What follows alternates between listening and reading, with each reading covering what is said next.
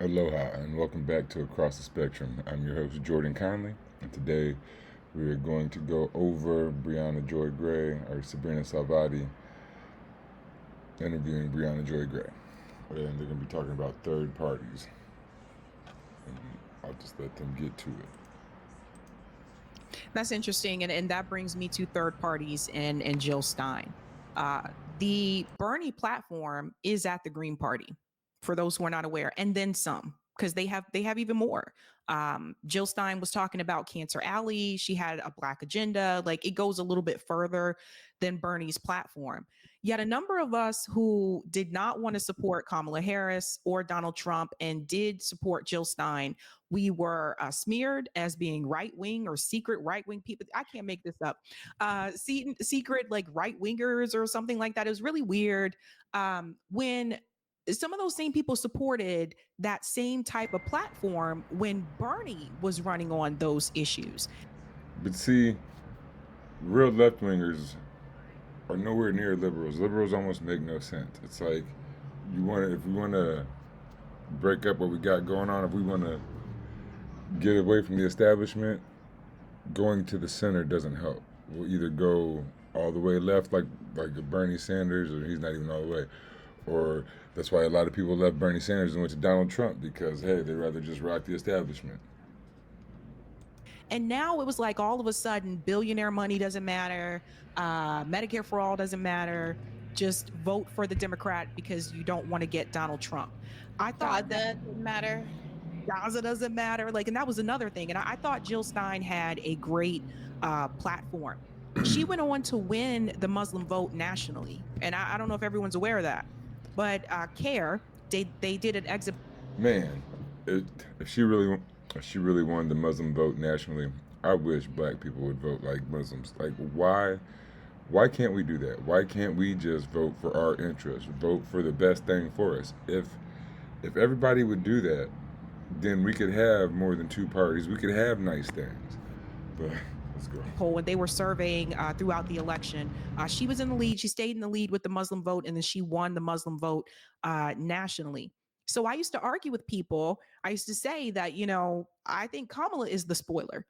Because how is it that Jill Stein and Donald Trump receive more of the Muslim vote than you?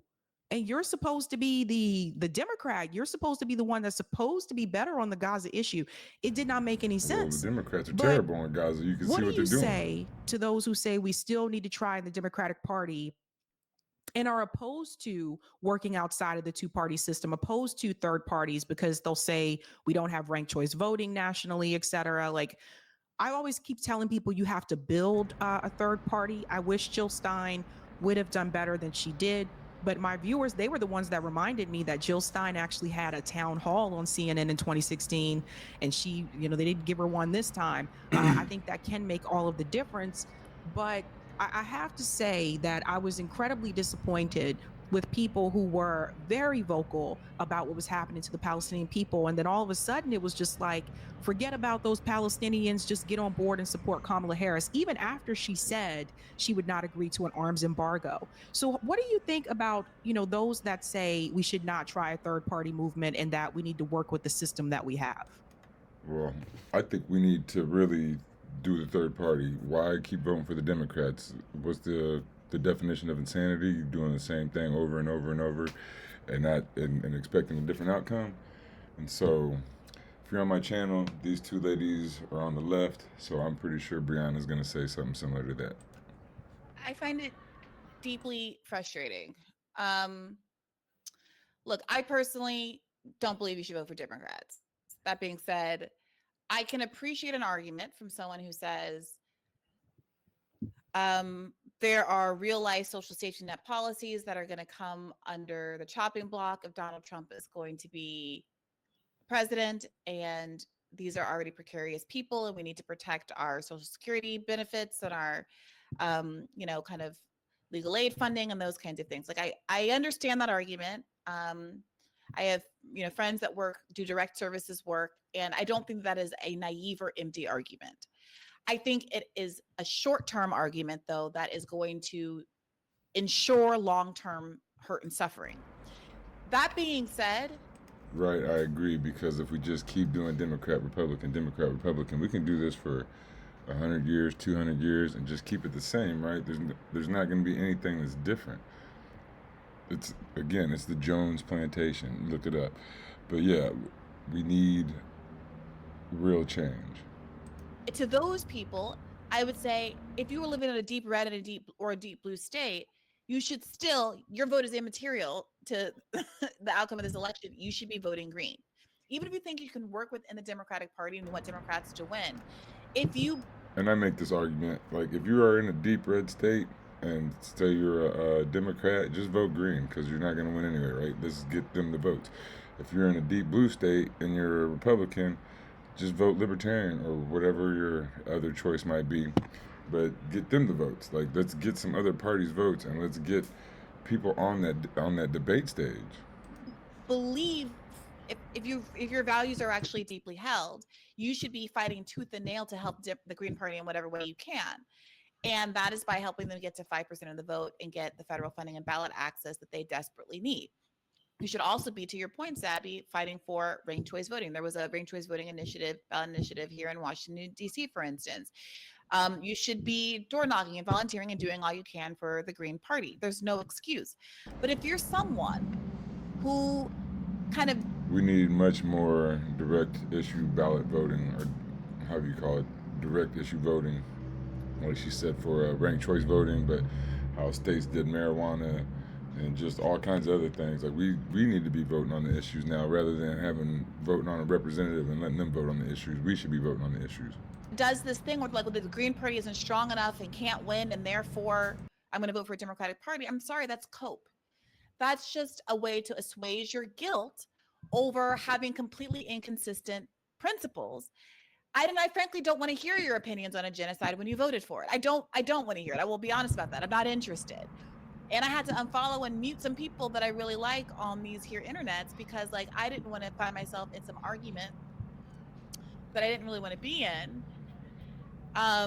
Because I find it to be, frankly, a kind of a contemptible position to take. And now these people are back after they've cast their Kamala votes, talking about how terrible everything is. But I'm like, you were in New York voting for Kamala for free. And I think I tweeted this out, like if everybody voted like Muslims, if every ethnic group voted like Muslims, we could live in the country that we deserve, that working people deserve. And it is you, it's a collective action problem, and it is your fault. You should feel guilty because Muslims did it, because they put their money where their mouth is. They didn't just like feel bad for Gaza. They understood the moral implications. Right? It shouldn't even be that hard. Administration like black people vote that for is Democrats. literally perpetrating the crime a bill. genocide, the worst human rights crisis that we've seen in our lifetimes.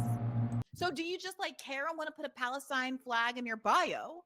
Or is this something that you really feel like is genuinely an existential crisis for millions of people and the entire world? Because what imperialism is being exported, is being perpetrated in Palestine right now is going to continue to be exported around the world, and we're seeing it in cop cities, and we're seeing the implications for our own community as Black people here in the United States of America, and it never stops.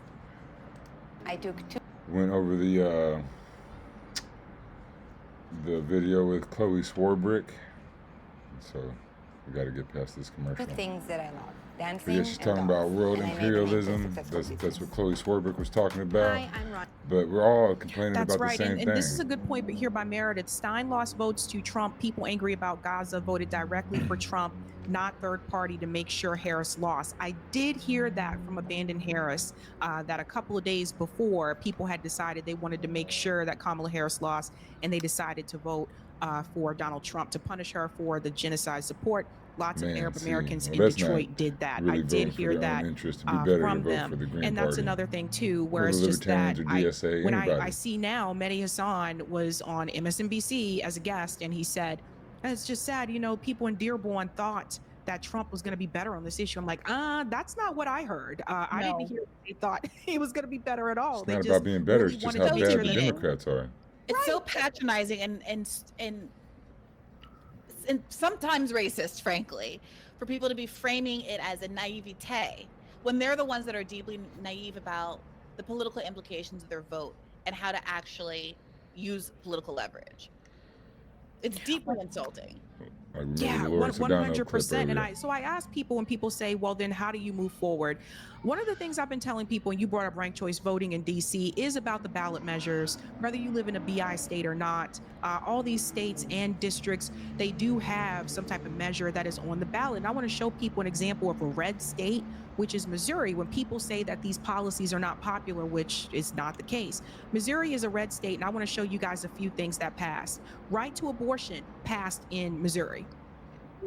Right, and so I think she's about to get at it, but that's a big thing that I say. If you ask people on the issues, like, do you think people should maybe not have a right to abortion so much, but like a right to housing, a right to food, a right to a living wage job, a right to education, all that stuff, most people are going to be on the left and give you the left wing view and say, yeah, I believe we need this. But people don't understand exactly how to get there. But let's see where they're going with it. Right to abortion passed in Missouri, a red state. So it wasn't so much that But again, that's why we should have issue voting, direct issue voting. people don't care about the abortion issue.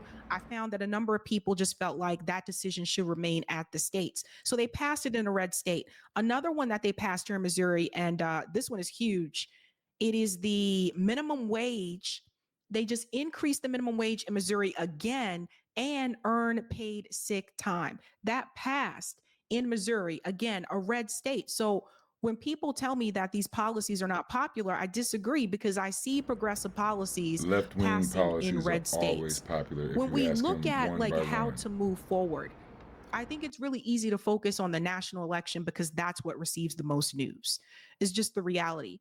But when we talk about progressive policies, I do feel like sometimes there's not as much attention to these policies passing in the local level, like passing in DC or passing in the states. And why do you think that is? Well, look, I think that you're right. That has historically been true.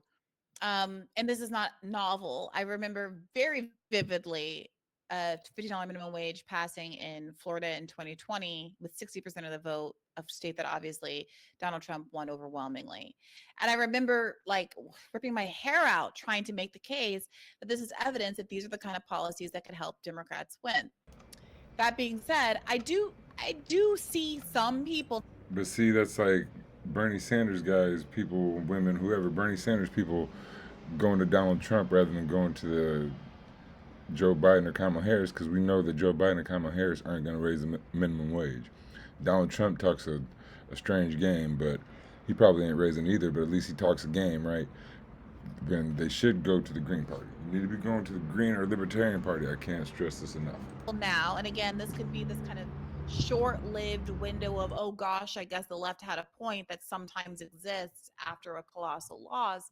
But I do see people sort of scrutinizing some of these progressive ballot measures as and kind of making the argument that we in the Bernie camp have been saying for, or formerly in the Bernie camp have been saying for a very long time, which is that these policies are popular. But again, and I respect Michael or Dyson for coming on my show a great deal and having this out with me in like a 2-hour conversation. But you hear this pushback. Oh my gosh, there's like incredulity. So people just don't believe that progressive policies are popular. They've never heard the stats about 88% of Democrats and 49% of Republicans supporting a policy like Medicare for all. They right. Really people don't want people to suffer. Sort of Even Joe Rogan was on there. A narrative, which and I don't mean Donald to be taking Trump shots. used to I have support so much respect Medicare for what for all. Ta-Nehisi Coates has been saying recently about Gaza, but I was again reflecting on all of the stuff I had been writing back in 2017, and he was a big pusher of this idea that there's no point in trying to offer economic populism to working class and poor whites because they just are racist and they're going to reject any policy that is seen to be benefiting Black people as well. And that's being disproven all around the country, right? I think there's been this ironic sort of pigeonhole that Democrats have put themselves in where they say you have to talk about everything in racial terms or else you're a racist, like what they accuse of Bernie of, right? You have to be talking about racially specific policies in explicit racial terms or else you're a racist. But also, white people won't vote for a policy if they think it's going to benefit Black people. So you can't even push those policies. So that's why we do universal universal policies, universal basic income, universal health care, universal schooling, universal housing, universal whatever. If it helps everybody, then more people are into it. When you pick one group of people, then people aren't as into it. So we're going to leave this here. I just wanted to show a nice little left-wing perspective on a couple views here, third party, and then left-wing policies. Most like look into the left-wing policies. You'll like them line by line. There might be a few here and there that aren't the best, but I mean, not everything is the best. But until next time, have a great time.